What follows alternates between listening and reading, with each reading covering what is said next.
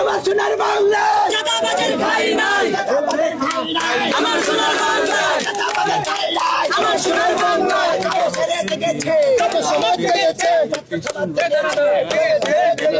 আমার সোনার বাংলা চাঁদাবাজের ভাই নাই। সবাই শোনো, চির চির ঠিকানা, সন্ত্রাসীদের ঠিকানা।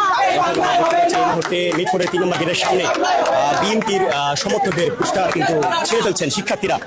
এই যে বিএনপি বিরোধী নানান ধরনের স্লোগান কিন্তু আমরা তাদেরকে দিতে দেখছি।